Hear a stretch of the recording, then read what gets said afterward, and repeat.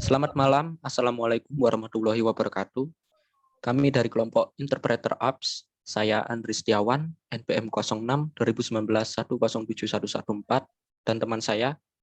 Saya Dimas Trimartono, NPM 06 2019 107146, dan mewakili teman kami yang kebetulan tidak bisa hadir dalam presentasi dikarenakan ada halangan tertentu, Mas Erikson Budilau dengan NPM 06 2019 107238.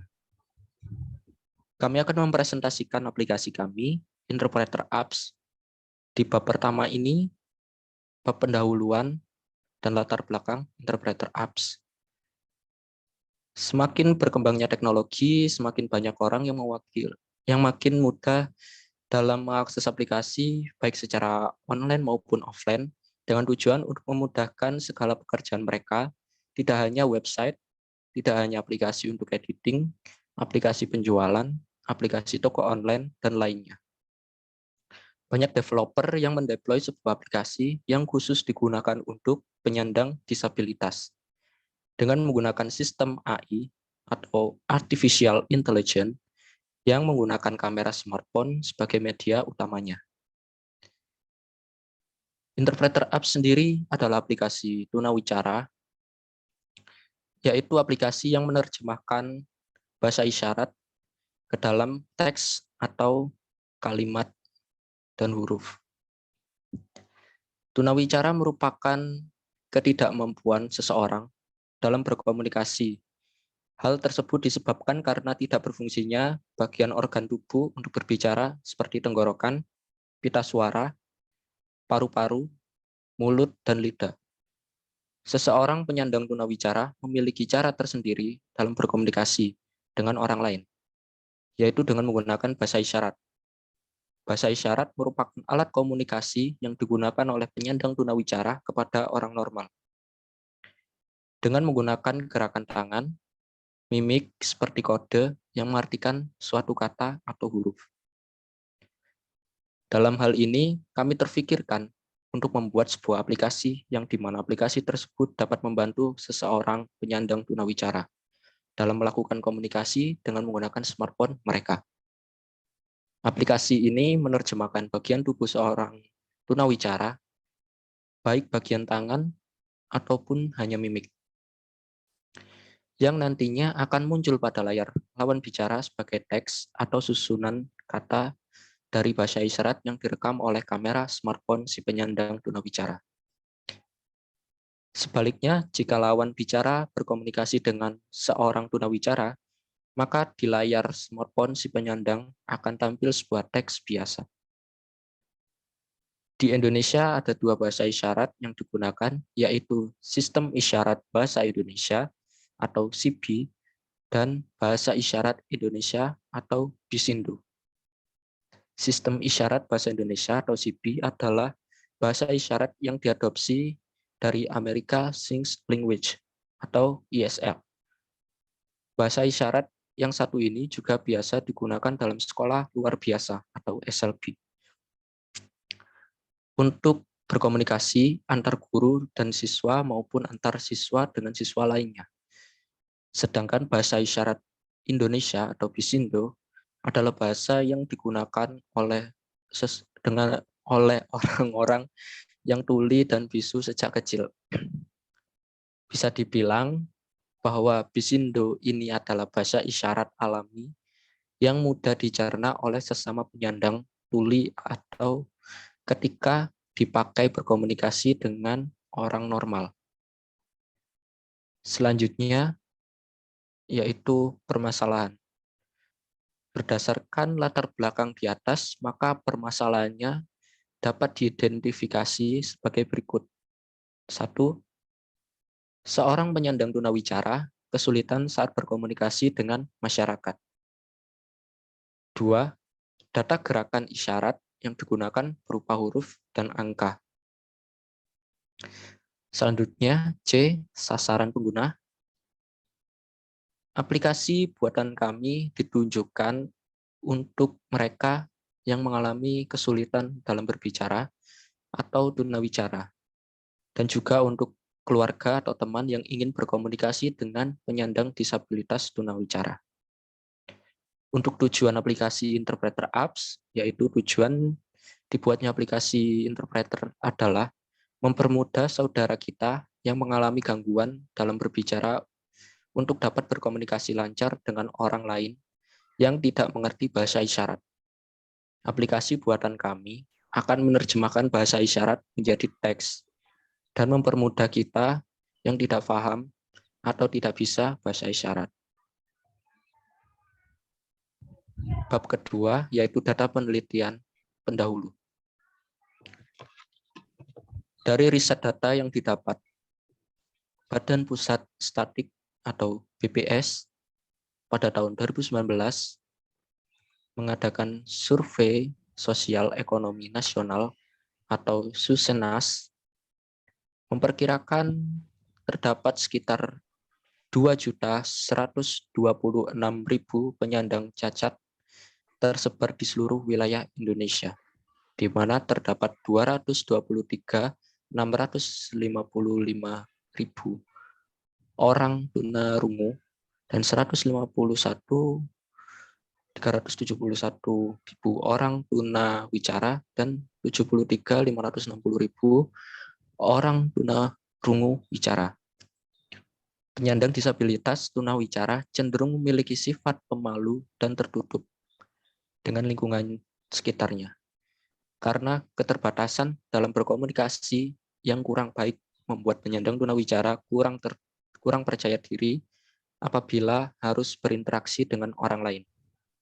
Kebanyakan dari masyarakat tidak memahami yang disampaikan oleh seorang penyandang tunawicara, sehingga mereka kurang percaya diri apabila harus berinteraksi dengan masyarakat. Dari data yang kami dapatkan berdasarkan data ragam disabilitas dapat ditampilkan sebagai berikut. Lalu berdasarkan hasil wawancara siswa di salah satu SLB dengan media tulisan dapat diketahui bahwa mereka kesulitan berkomunikasi dengan masyarakat dikarenakan keterbatasan dalam berkomunikasi. Seorang disabilitas tunawicara menggunakan bahasa isyarat dalam berkomunikasi dengan masyarakat. Bahasa isyarat yang digunakan adalah SIBI, Sistem Isyarat Bahasa Indonesia. Di bab ketiga ada rancangan aplikasi dan penjelasan yang akan dijelaskan oleh Mas Dimas. Dipersilakan. Baik, saya akan menjelaskan tentang UI UX-nya.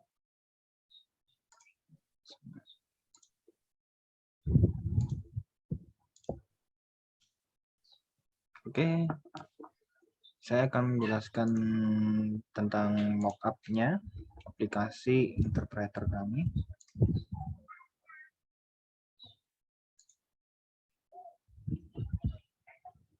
Oke, yang pertama,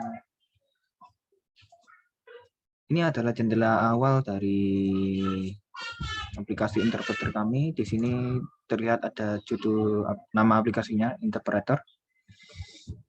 Di sini user bisa login page, login menggunakan email dan password, email, username dan password.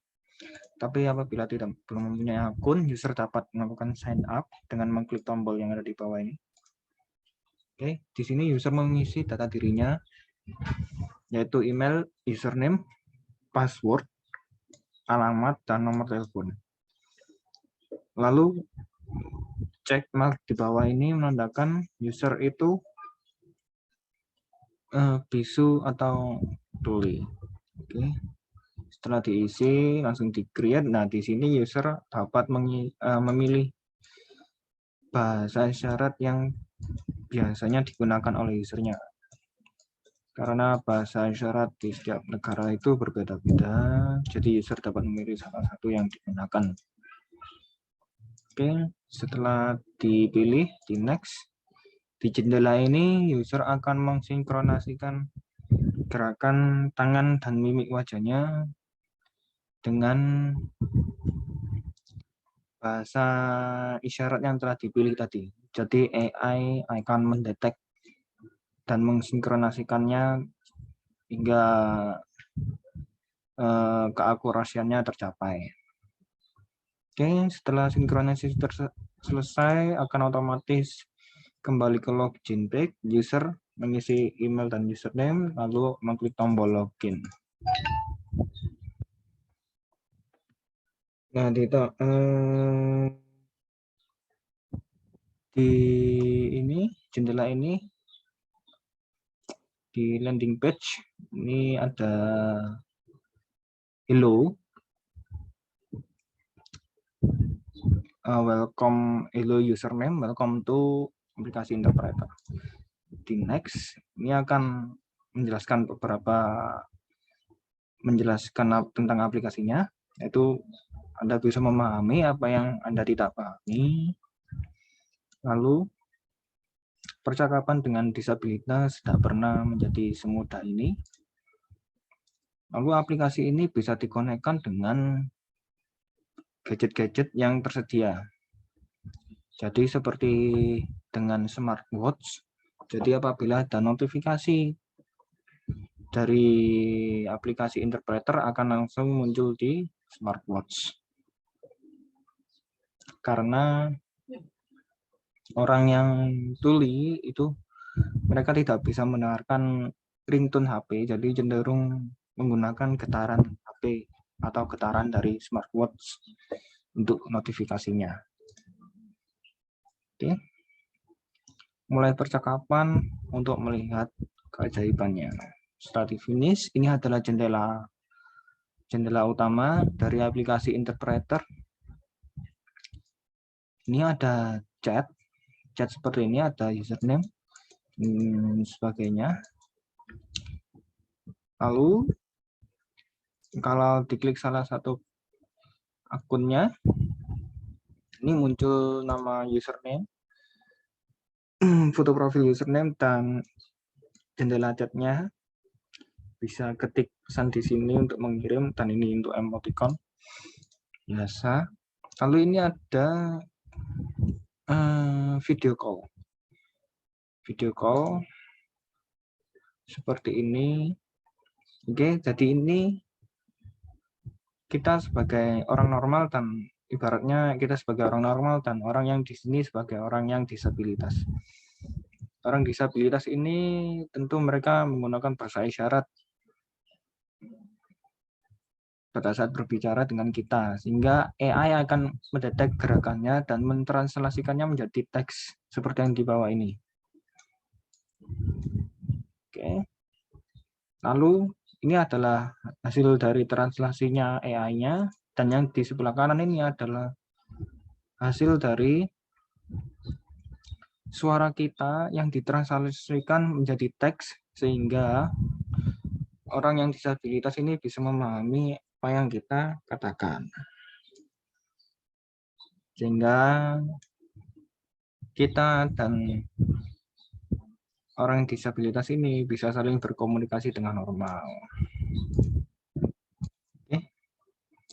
Seperti itu. Lalu ini ada fitur yang lainnya, yaitu create new meet. Create new meet ini seperti Google Meet, bisa pesertanya lebih dari 2 orang. Kalau misalnya create instant meet, langsung masuk ke jendela video call yang seperti tadi. Kalau di schedule, ini ada topik, yaitu judul meet-nya. Start date ini untuk tanggal mulai meet-nya. Start time-nya untuk jamnya. Time zone itu waktu wilayah di mana. Ada durasinya dan ada password-nya. Kalau sudah, bisa di-create untuk membuat meet-nya.